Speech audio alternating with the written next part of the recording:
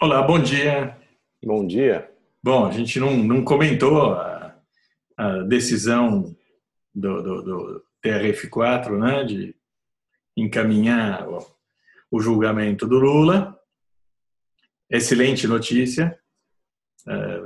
Eu acho que a partir de agora as coisas nos próximos meses, as coisas vão se esclarecer definitivamente. Fevereiro, março, a gente já sabe quais são os candidatos, o que eles pretendem fazer, a gente nunca vai saber, obviamente. A gente sabe que eles vão querer roubar, mas a gente sabe que a gente vai ter uma ideia mais Não, clara do panorama eleitoral. claro, a corrida, a disputa fica mais clara. Quer dizer, primeiro que ganha em qualidade, né? Porque, de fato, se o Lula vier a ser condenado, como tudo indica que será, por mais recursos que ele possa ter e tudo mais, eu acho que inviabiliza a candidatura dele de qualquer maneira. Lá no final ele não vai poder ser candidato, e mesmo assim o desgaste que ele vai sofrer numa eventual campanha, estando condenado, né, em duas instâncias, mais a condenação, que provavelmente virá também mais duas, né, em primeira instância, quer dizer, tudo isso contribui para que ele, de fato, eleitoralmente não se viabilize. Afora que, em termos de segurança jurídica, né, digamos assim, a coisa ganha muita qualidade, né, mais qualidade, porque, de fato, o Lula é um fator de insegurança jurídica, porque, apesar dos afagos que ele faz ao mercado e tudo mais, ele teria, né, caso fosse eleito, né, de fazer muitas concessões à extrema esquerda que o apoiou, né? Imagina então, os investidores estrangeiros, sabe? Não. Um condenado está concorrendo à presidência da República, pode ter seu mandato cassado antes da inauguração. Sim, é um desastre absoluto. Um corrupto, condenado, possa se candidatar e se eleger. Obviamente, vira tudo isso de campo. Claro, as contradições, inclusive, que a gente já apontou aqui, né? Imagina, se o Renan Calheiros teve que sair da linha de sucessão da presidência da República porque era réu, imagina, você então elege um réu presidente da República, não faz o menor sentido. É o réu condenado, né? Réu e condenado, porque ele é réu em outras ações, né? Enfim. A gente estava conversando aqui agora, como a gente também deu ontem, né? A história da velocidade seletiva, né? Que os petistas começaram. Essa coisa é uma bobagem sem tamanho, porque os tribunais, eles não é ilegal passar na frente, por exemplo, um determinado processo que tenha relevância social, né? Porque não existe esse negócio de fila em tribunal, né? O mensalão, por exemplo, o STF passou na frente de outras ações penais, porque tinha relevância, era o caso de saber se uma quadrilha havia se apropriado do Estado para roubar. No caso do Lula, é um presidente, né, que já foi condenado, né, que usou a mais alta instituição do país, a presidência da República, né, para corromper e se corromper, quer dizer, montar um esquema criminoso. Então, se isso não tem relevância social, como disse uma fonte nossa, olha, qualquer tribunal do mundo colocaria isso na frente. Agora, o fato é que os caras já estão muito, como também já demos, né, Diogo, muito inteirados do processo, até mesmo em função de toda a chicana produzida pelo advogado Lula. Né? Então, os caras já estão carecas como eu de saber, né, do que se trata o processo. O João Vacari Neto, que envolvido foi operador da propina no caso do Triplex, o caso dele já foi analisado 3 vezes, já foi condenado. O Léo Pinheiro já foi condenado no TRF4. Então, é óbvio que eles conhecem toda a mecânica desse processo, eles conhecem os protagonistas desse caso de corrupção, eles leem jornal, eles acompanham o noticiário. Não é que o processo estava assim, fica assim guardadinho com o relator até que o relator faça seu voto. Não, isso aí está sendo lido e analisado já faz algum tempo. Lógico. É uma questão. Que você tem que fazer de conta judicialmente, como diz o Moro na sentença, ele tem os atenuantes porque porque não foi condenado, porque é réu primário, não foi condenado em outros processos que estão correndo nesta corte.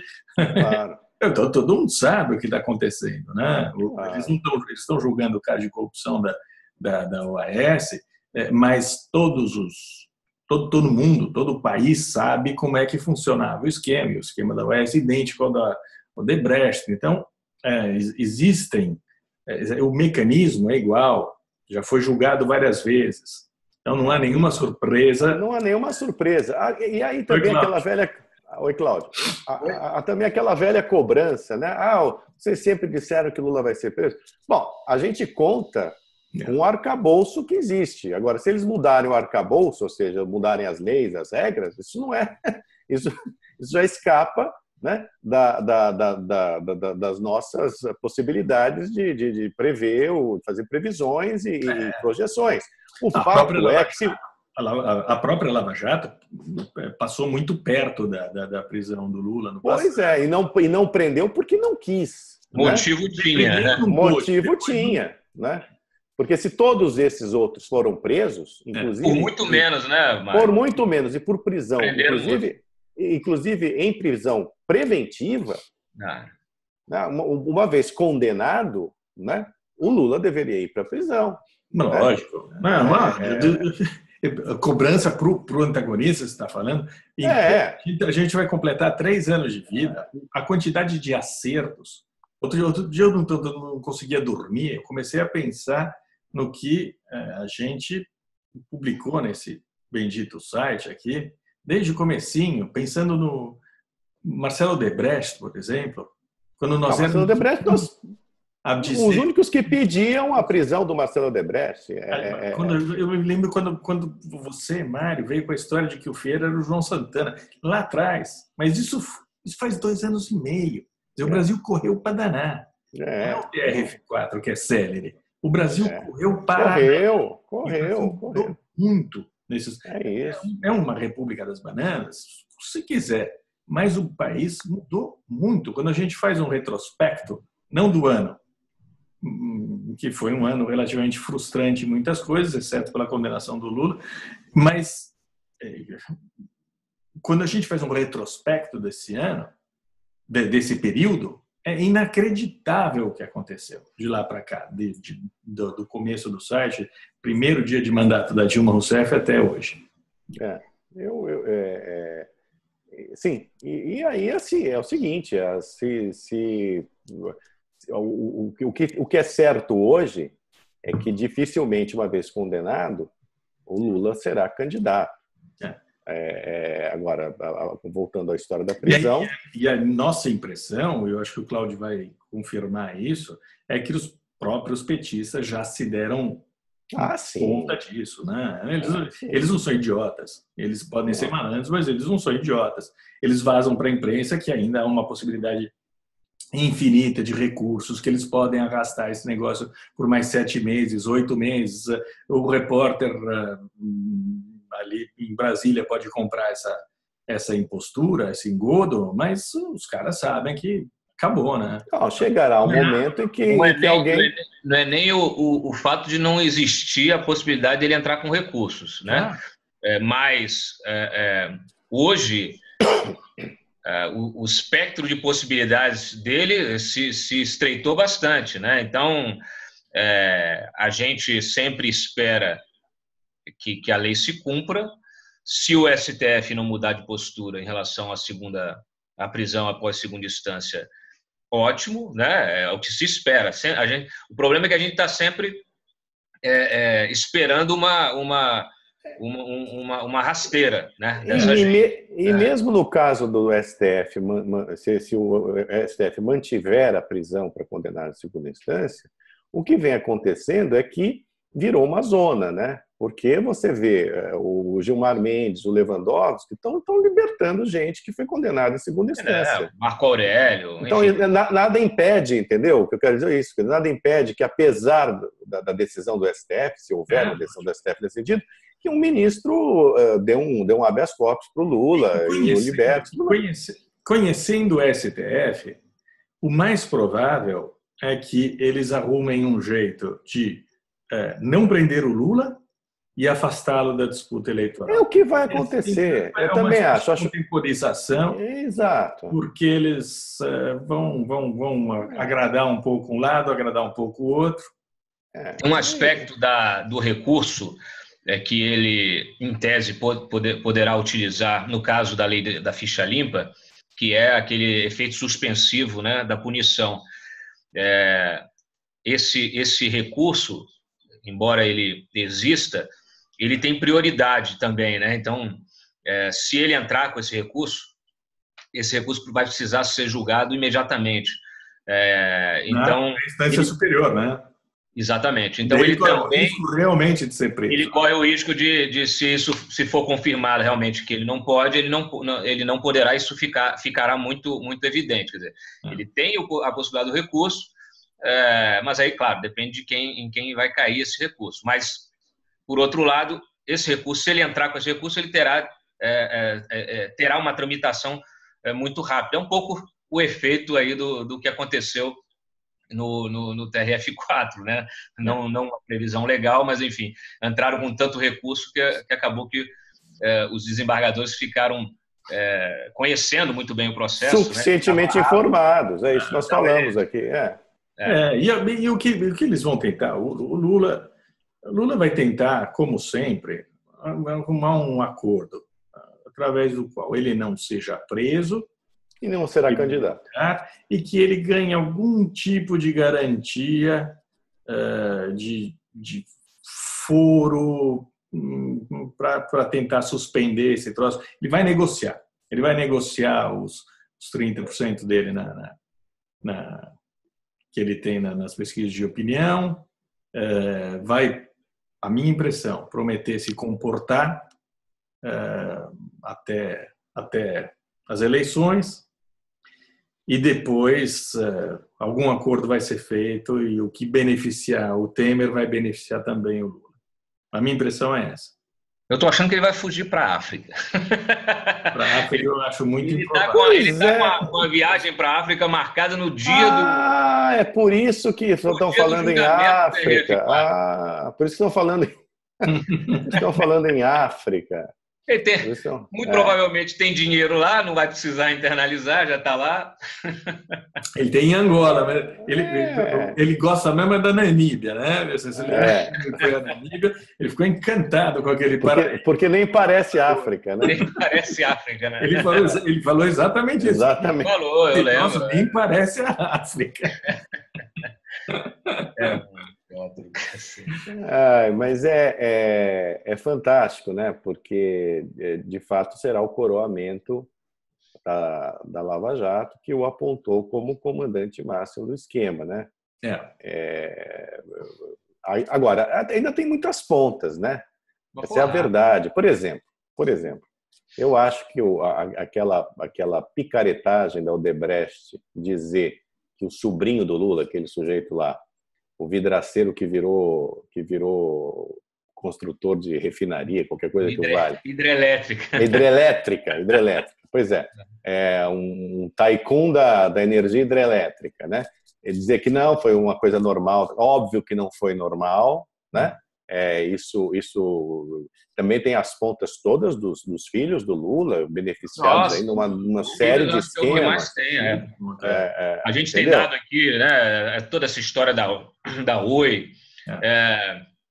É um negócio que não tem fim, né? Você sempre vê algum tipo de negociata que foi feita e que não é investigada. Você tem pontas, no caso do próprio Dirceu, né? Um dia desse mesmo eu publiquei o cara, quando surgiu essa informação de uma possível dele na Espanha, né? Então, já existe, né? Ele tem lá um amigo morando lá, que é um advogado. Inclusive, eu estou com mais informações desse caso aí, que só pioram a situação. Então, ponta é o que não falta, né? Sobretudo solta, no caso do José Dirceu. Pois é, que aliás continua apesar de ter sido o recurso ter sido negado, né, na segunda instância, o sujeito continua solto. Então também tem isso, né? a lerdeza, apesar existe uma certa rapidez, mas uma certa lerdeza inerente ainda sobrevive. As duas coisas são rápidas. Para você ver, a soltura do Jacob Barata 3 vezes foi rapidíssima. Você não pode... Celeridade na justiça é habeas corpus. É habeas corpus. Elas assinam habeas corpus rápido para lá. Eles até em fim de semana, feriado, os caras estão assinando habeas corpus. Mas o Cláudio... A celeridade da justiça é essa daí para mim.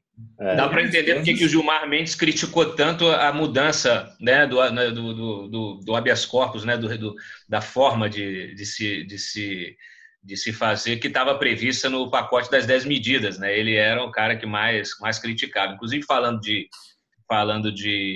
Você ia falar de Dirceu, né?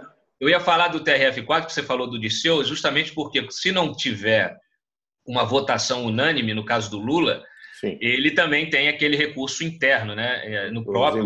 Os embargos infringentes. Exatamente. Né? No próprio... E aí ele será se for der 2-1, né? 2-1. Ele pode entrar, a defesa entra com embargos infringentes e ele passa a ser julgado por um maior número de desembargadores lá no TRF4. Né? Exatamente. E falando do Rio de Janeiro... Atrasar a definição, e só, né? Porque a gente sabe como é que vai acabar esse troço. Basta ler a sentença do Sérgio Moro, você sabe como é que vai acabar. Vai acabar com Lula condenado, porque tem prova do começo ao fim, são 870 pontos ali naquela sentença itens numerados, com muitos deles, a maior parte dos quais, contendo provas materiais dos crimes cometidos ali nessa transação do triplex. Então, a gente sabe como é que tem que acabar. E a nossa esperança é que todo mundo tenha percebido que isso tem que acabar o quanto antes. Essa é a impressão que se tem vendo de fora, né? E conversando com pessoas do meio político, do meio judiciário. Há uma certa urgência, finalmente, graças à celeridade do TRF4, isso acelerou todo o processo e todo mundo percebeu que aquilo que o país precisa, quer dizer, uma solução rápida, é o que tende a acontecer a partir de agora. E quem ganha com a saída do Lula da corrida eleitoral, quem tende a ganhar, né? Tende, né? Não significa que será assim. Quem tende a ganhar será uma figura...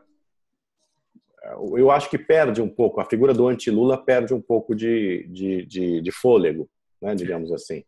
Porque já que não haverá um Lula, um anti-Lula, né, é óbvio que o discurso anti-esquerdista e tudo mais continua aí, mas perde muito porque você deixa de ter um personagem que polariza, que é, no caso, o próprio Lula, né? Então, esses candidatos, eu acho que vão ter que fazer um ajuste de discurso, né? Também,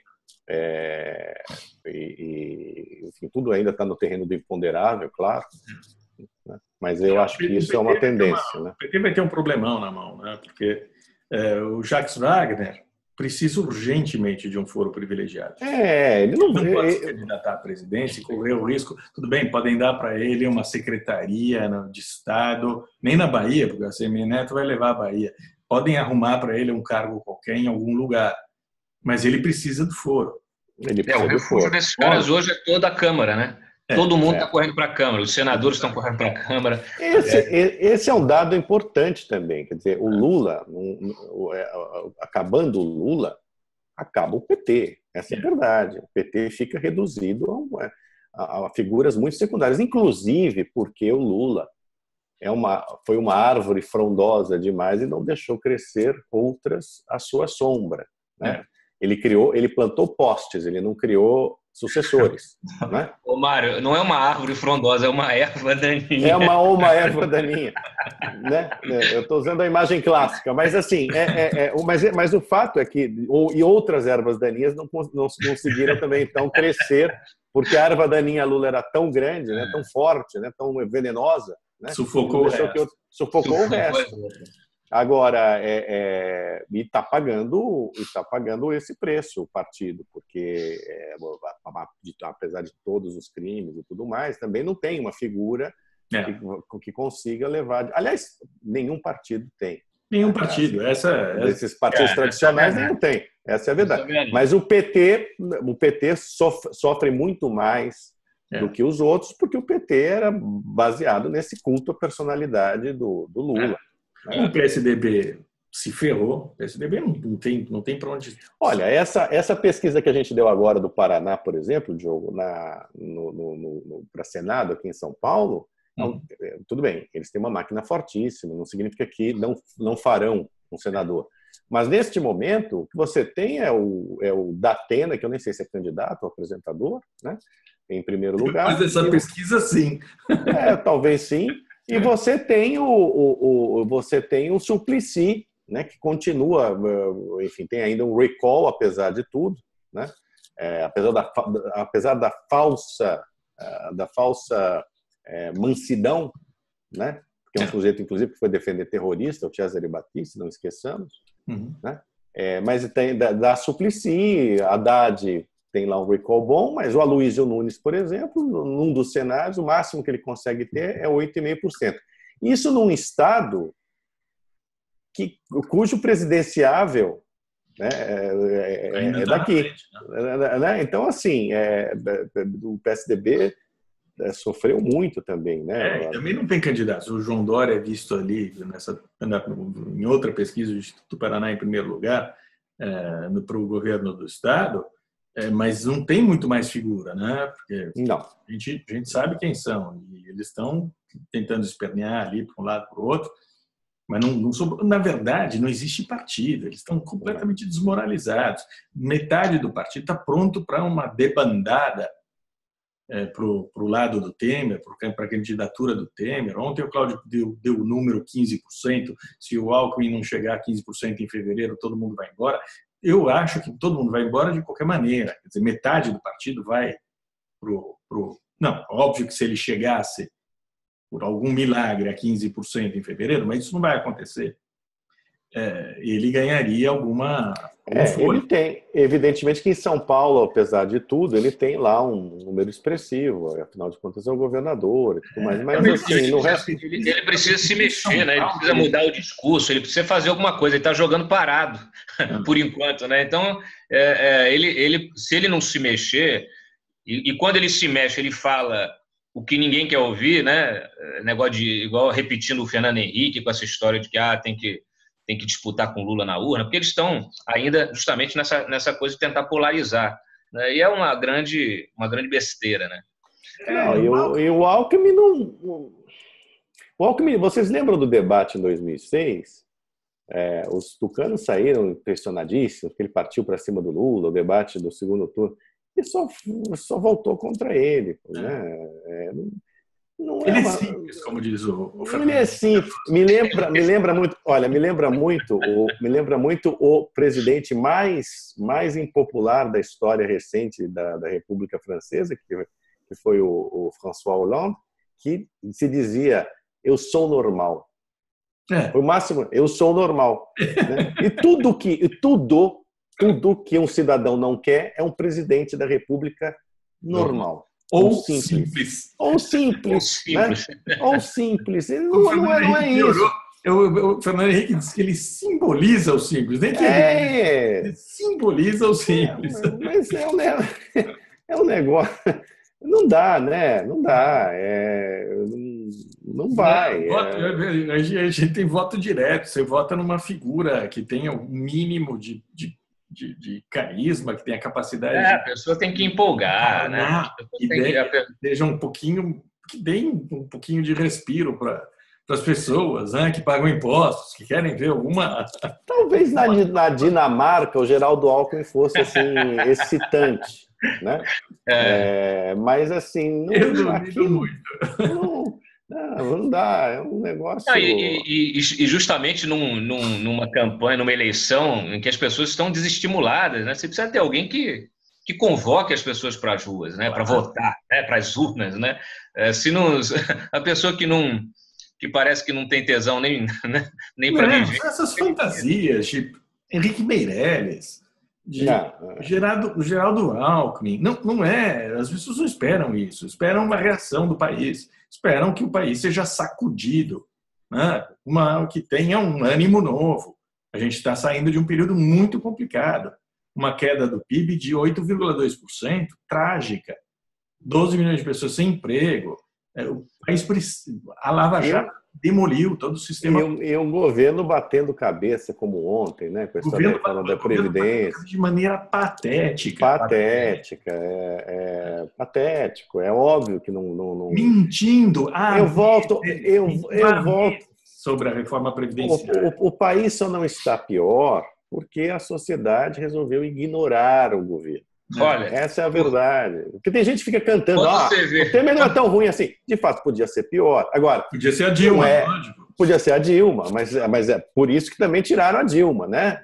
E nós tiramos a Dilma.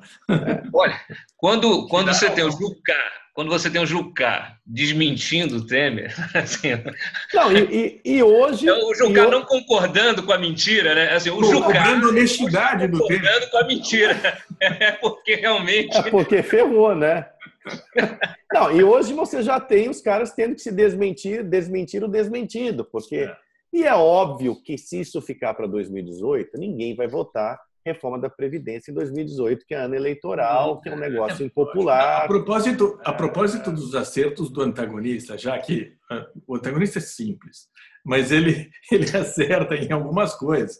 A gente falou lá, há muito tempo atrás, que esse governo tinha que assumir que essa eleição estava praticamente perdida, há muito tempo atrás, e que eles tinham que montar um pacote bem mais simplesinho, com idade mínima e outros 2 ou 3 pontos no máximo, e tentar aprovar o mais rapidamente possível esse pequeno pacote de reforma previdenciária e deixar para o próximo governo a reforma de verdade, ou uma das muitas reformas de verdade que terão de ser feitas nessa área.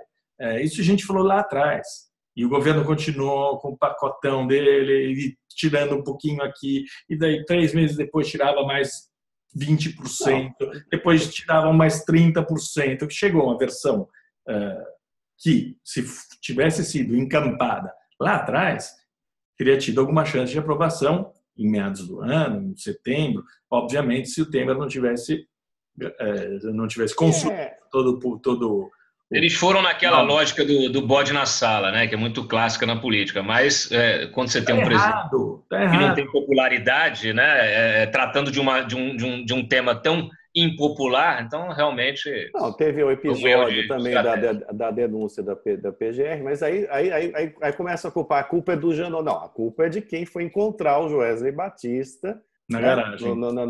Ali no subterrâneo, na garagem, seja o que for, do Jaburu. A culpa é do emissário que foi pegar mala de dinheiro, né? Porque assim, só cai em armadilha, né? Quem cai em armadilha. Mas você não tem nada a dever. Agora, e depois surgiu também a tentação da popularidade, que é o pior, né? Quer dizer, o Michel Temer começou a lançar balões de ensaio de que ele seria candidato, né? Aliás, rompendo um acordo que ele fez lá atrás com os tucanos, né? Quando ele disse, olha, eu não vou ser candidato, então vocês podem vir para o governo, podem me apoiar e tudo mais. Aí vai criando um clima, né, de desconfiança geral. Né? Mas estava desde o começo, se alguém tiver a preocupação de googlar, tipo mini reforma, a gente começou a falar sobre essa possibilidade antes da gravação, antes do grampo do Joesley Batista. Já estava na cara que ele jamais conseguiria aprovar, jamais conseguiria os 308 votos para aprovar essa reforma da Previdência.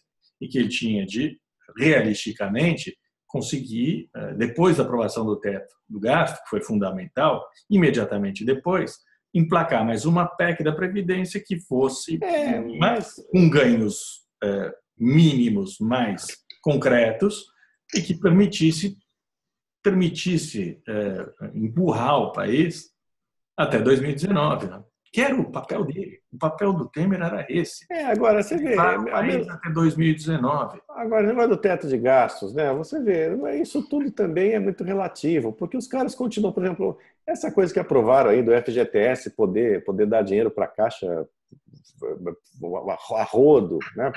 Isso tudo não entra entra em outro bojo, mas é o mesmo dinheiro, né? É o mesmo dinheiro, né? E outras medidas também já subsídio para a agricultura com a rodo também, através de subsídio fiscal, né? Abrindo mão de arrecadação. Abrindo mão de arrecadação. Isso tudo assim, então, a tal o teto de gastos e tal, mas, gente, a coisa está estourando, né? Mas sim, ajuda, mas está estourando, entendeu? Porque é aquilo, eles tratam como se não fosse, contabilmente, parece que não é mesmo, mas é o mesmo dinheiro, não é o único dinheiro, o governo tem um dinheiro só, que é o dinheiro da arrecadação de tributos. Né? E é assim que vai criando a bola de neve do negócio. Claro. Né? Não, foi assim que o governo Dilma está repetindo, de alguma maneira, essa coisa de ficar desonerando. Sem contar que o déficit se manteve acima de 100%. Se manteve. Num país... Está chegando em 80%, né? 80%, né? A dívida pública também, 80% do PIB. Quer dizer, que é um negócio num país que não tem... explosivo. Um país que não tem poupança como o Brasil é terrível. É muito mais grave do que um país europeu que tem mais de 100%, mas que tem poupança, que os títulos estão nas mãos dos cidadãos, né? Então, assim, é uma situação complicada. O próximo presidente vai ter que ter força política para tentar, e consciência, evidentemente, né? Inteligência, né? Para tentar consertar o que a sociedade está segurando, porque quem está segurando é a sociedade. Não é Eu acho mercado. Que o próximo presidente vai ter uma certa facilidade para vender essas empresas estatais todas, né? Porque o pessoal está aí, Petrobras, né? O Temer não quis privatizar, está aí enrolando com o negócio da Eletrobras, aí você tem a gasolina explodindo, o preço, o gás de cozinha explodindo.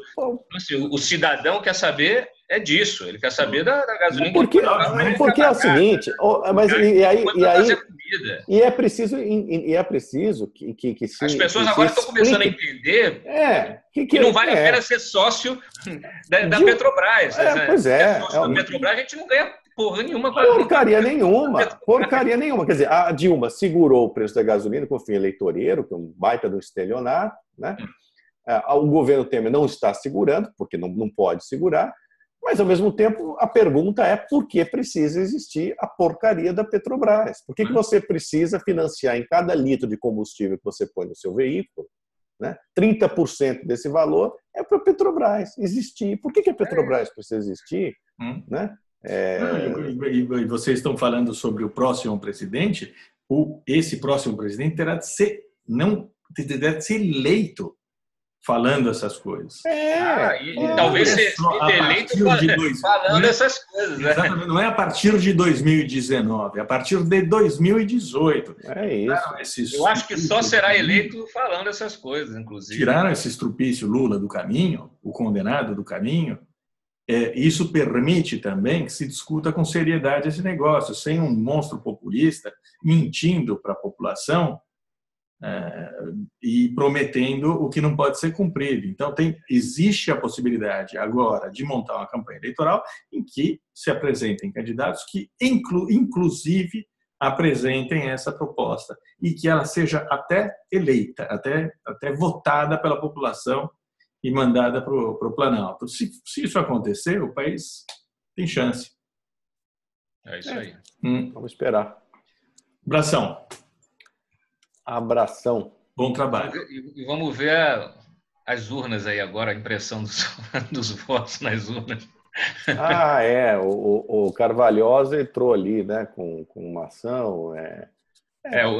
Tá lá o Gilmar correndo. O Carvalhosa está dizendo que só 200, que na verdade, ao contrário do que diz o Gilmar, que diz que precisaria de 2,5 bilhões, né, para fazer voto impresso, ele está dizendo que, na verdade, custaria 250 milhões. E esses 250 milhões já estão no orçamento. Então, o dinheiro já existe. Esses 250...